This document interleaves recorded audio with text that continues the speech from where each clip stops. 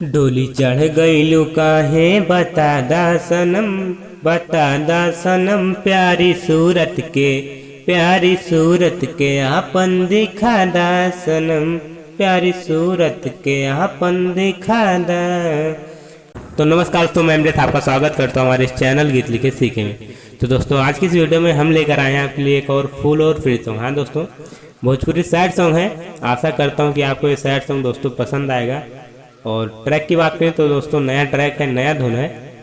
करते हैं इस गाने को धुन में। मुखड़ा आपको दिख ही रहा होगा सामने आपके। डोली चढ़ गइलू काहे बता दा सनम, प्यारी सूरत के आपन दिखा दा सनम। करते हैं धुन में।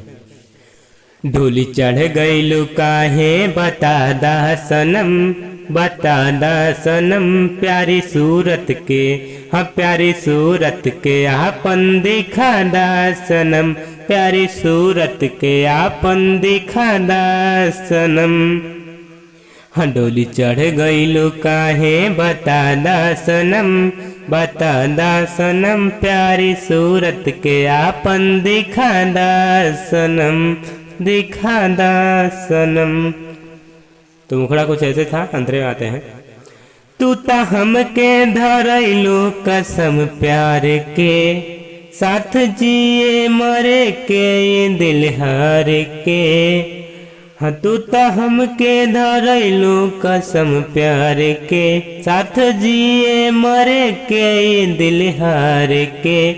छोरी छतिए पे हमरे चला दा सनम, चला दा सनम। डोली चढ़ गइलू काहे बता दा सनम, डोली चढ़ गइलू काहे बता दा सनम। तो सेकंड अंदर है। ई दीवाना करे का बतावा तू अब, सारी दुनिया कहे हमके पागल ई सब।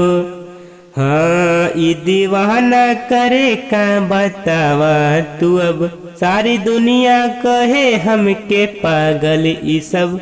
हमरा दीहल निशानी के दे दा सनम, दे दा सनम।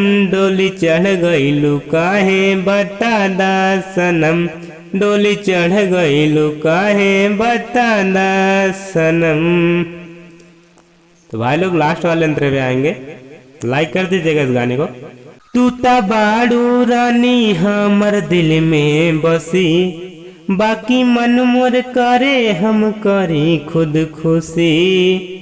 हाँ तू ता बाड़ू रानी हमरा दिल में बसी, बाकी मन मोर कहे हम करी खुद खुशी। हमके दिल से तू अपने बहा दा सनम, बहा दा सनम।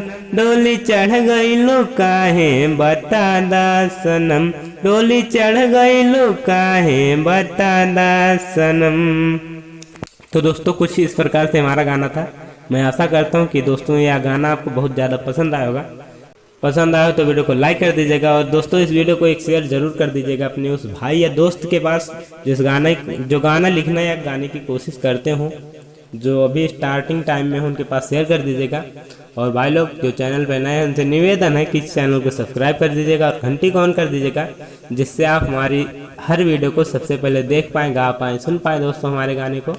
बस एक और निवेदन है कि इस चैनल के साथ जुड़े रहिएगा गीत लिखे सीखे के साथ। मिलते हैं नेक्स्ट वीडियो में, तब तक के लिए जय हिंद, वंदे मातरम।